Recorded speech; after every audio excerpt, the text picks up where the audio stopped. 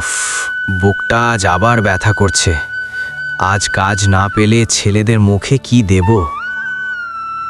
আকাশ পাশেই শুয়েছিল, সে জেগে যায়।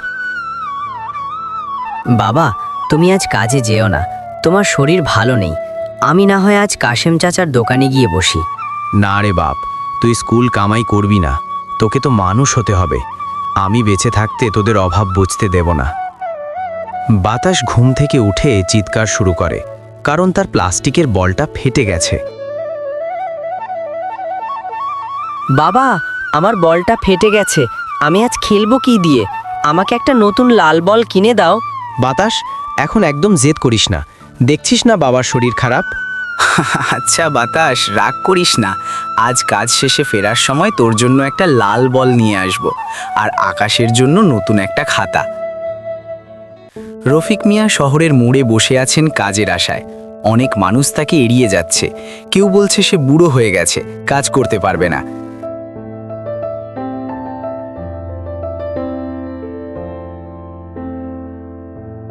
এই মিয়া, তোমার শরীরে তো জোর নেই, মাটি কাটবে কি করে? যাও অন্য কোথাও দেখো। সাহেব, একটা কাজ দিন, ঘরে ছোট ছোট দুটো বাচ্চা আছে, কাজ না পেলে আজ উনুন জ্বলবে না। অবশেষে অনেক কষ্টে রফিক মিয়া ইট বহনের কাজ পেলেন। বাড়িতে আকাশ আর বাতাস একা, তারা জানে বাবার খুব কষ্ট হচ্ছে। বাতাস, আমাদের কিছু একটা করতে হবে। বাবার একটা ভালো পাঞ্জাবি নেই, এই ঈদেও বাবা কিছু কেনেনি। ভাইয়া, আমরা কি কাজ করতে পারি? আমরা নদীর পাড়ে গিয়ে ঝাউ পাতা আর শুকনো ডাল কুড়োবো, সেগুলো বাজারে জ্বালানি হিসেবে বিক্রি করলে কিছু টাকা পাবো।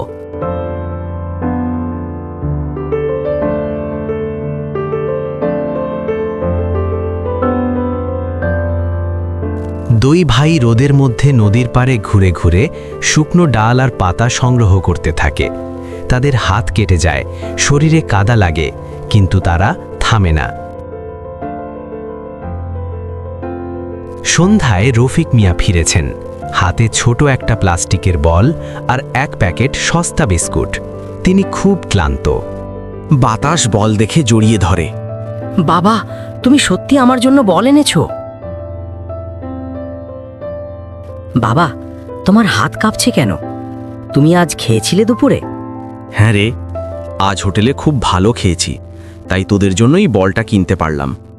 আকাশ জানে বাবা দুপুরে কিছুই খায়নি, সে চুপি চুপি বাবার জন্য রাখা ভাতের থালাটা সামনে এগিয়ে দেয়।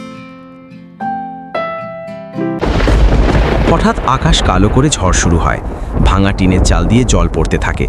রফিক মিয়া তালি দেওয়া চট নিয়ে চালার ফুটো ঢাকার চেষ্টা করছেন।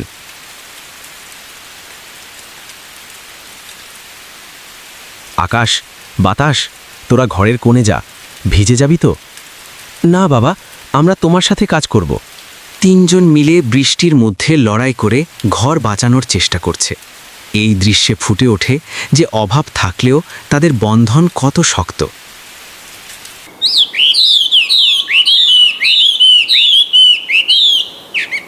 পরদিন সকালে আকাশ আর বাতাস তাদের জমানো টাকা দিয়ে বাবার জন্য একটা নতুন গামছা আর একটু ওষুধ কিনে আনে।